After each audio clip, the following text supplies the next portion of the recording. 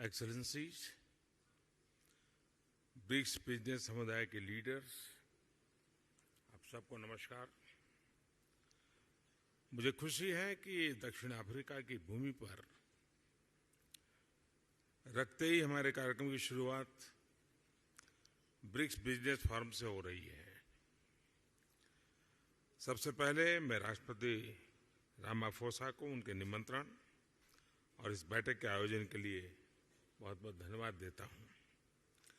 BRICS business council को 10वीं वर्षगांठ पर बहुत बहुत बधाई और शुभकामनाएं देता हूं। पिछले 10 वर्षों में ब्रिक्स बिजनेस काउंसिल ने हमारे आर्थिक सहयोग को बढ़ाने में बहुत महत्वपूर्ण भूमिका निभाई है। 2009 में जब ब्रिक्स की पहली समिट आयोजित की गई थी, तब विश्व एक बड़े आर्थिक संकट से बाहर आ रहा था।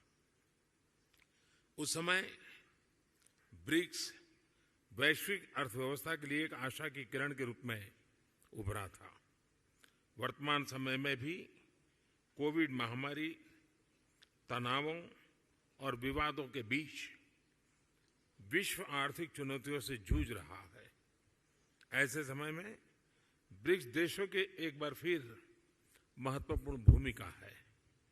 फ्रेंड्स, वैश्विक अर्थव्यवस्था में उथल-पुथल के बावजूद भारत आज विश्व की फास्टेस्ट ग्रोइंग मेजर इकोनॉमी है। जल्द ही भारत $5 ट्रिलियन इकोनॉमी बन जाएगा। इस बात में कोई संदेह नहीं कि आने वाले वर्षों में भारत विश्व का ग्रोथ इंजन होगा। ये इसलिए है क्योंकि भारत ने आपदा और मुश्किलों के समय को आर्थिक सुधार के अवसर में परिवर्तित किया। पिछले कुछ वर्षों में हमने मिशन मोड में जो रिफॉर्म्स किए हैं, उनसे भारत में ईज ऑफ डूइंग बिजनेस में लगातार बढ़ोतरी हुई है। हमने कंप्लायंस बर्डन को कम किया है, रेड टेप को हटाकर रेड कारपेट बिछा रहे हैं। जीएसटी और इंसॉल्वेंसी एंड बैंक्रप्सी कोड के लागू होने से इन्वेस्टर कॉन्फिडेंस बढ़ा है। रक्षा और अंतरिक्ष जैसे क्षेत्र जिनको प्रतिबंधित माना जाता था, आज प्राइवेट सेक्टर के लिए खोल दिए गए हैं। हमने पब्लिक सर्विस डिलीवरी और गुड गवर्नेंस पर विशेष रूप से ध्यान केंद्रित किया है। टेक्नोलॉजी के इस्तेमाल से भारत ने फाइनेंशियल इंक्लूजन की और एक बड़ी छलांग लगाई है। इसका सबसे अधिक लाभ हमारी ग्रामीण महिलाओं को मिला है। आज एक क्लिक से भारत में करोड़ों लोगों को डायरेक्ट बेनिफिट ट्रांसफर किए जाते हैं। अब तक $360 बिलियन से भी अधिक ऐसे ट्रांसफर किए जा चुके हैं। इससे सर्विस डिलीवरी में पारदर्शिता बढ़ी है और भ्रष्टाचार और मिडलमैन कम हुए हैं। प्रति गीगाबाइट डाटा की कीमत में भारत सबसे किफायती देशों में है। आज भारत में स्ट्रीट वेंडर से लेकर बड़े-बड़े शॉपिंग मॉल तक यूपीआई यानी यूनिफाइड पेमेंट इंटरफेस का इस्तेमाल किया जाता है। आज विश्व के सबसे अधिक डिजिटल ट्रांजैक्शन वाला देश भारत है। यूएई, फ्रांस, सिंगापुर जैसे देश इस प्लेटफॉर्म के साथ जुड़े हैं। ब्रिक्स देशों के साथ भी इस पर काम करने के लिए अनेक संभावनाएं हैं।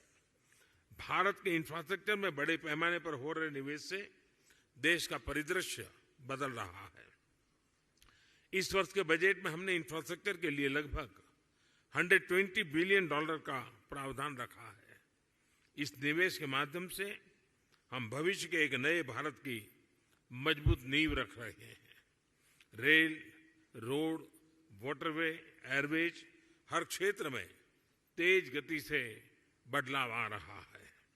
आज भारत में 10,000 किलोमीटर प्रति वर्ष की रफ्तार से नए हाईवे बन रहे हैं। पिछले 9 वर्ष में एयरपोर्ट की संख्या दोगुनी हुई है। निवेश और उत्पादन को बढ़ाने के लिए हमने प्रोडक्शन लिंक इंसेंटिव स्कीम्स लागू की हैं। लॉजिस्टिक्स कॉस्ट कम होने से भारत का मैन्युफैक्चरिंग सेक्टर कॉम्पिटिटिव हो रहा है। रिन्यूएबल एनर्जी के क्षेत्र में भारत वर्ल्ड लीडर में से एक है।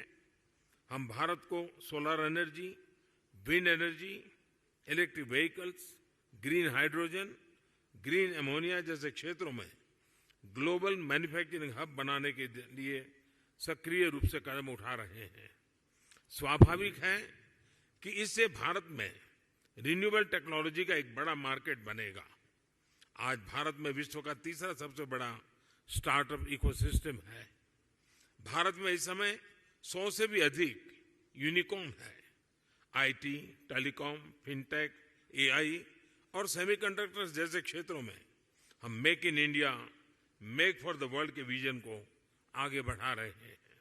इन सभी प्रयासों का सामान्य जन के जीवन पर प्रत्यक्ष रूप से सकारात्मक प्रभाव पड़ा है। पिछले 9 वर्षों में लोगों की आय में लगभग 3 गुना वृद्धि हुई है। भारत के आर्थिक विकास में महिलाओं की सशक्त भागीदारी रही है। आईटी से लेकर स्पेस तक, बैंकिंग से लेकर हेल्थ केयर तक महिलाएं पुरुषों के साथ कंधे से कंधा मिलाकर देश की प्रगति में योगदान दे रही है। भारत के लोगों ने 2047 तक एक विकसित राष्ट्र बनाने का संकल्प लिया है। फ्रेंड्स, मैं आप सभी को भारत की विकास यात्रा में शामिल होने के लिए आमंत्रित करता हूं। कोविड महामारी ने हमें रेजिलिएंट और इंक्लूसिव सप्लाई चेन्स के महत्व को सिखाया है। इसके लिए आपसी विश्वास और पारदर्शिता बहुत ही महत्वपूर्ण है। हम एक दूसरे की ताकतों को जोड़कर पूरे विश्व, खासतौर पर ग्लोबल साउथ के कल्याण में महत्वपूर्ण योगदान दे सकते हैं। एक्सेलेंसी, मैं एक बार फिर ब्रिक्स बिजनेस जगत के लीडर्स को उनके योगदान के लिए बधाई देता हूं।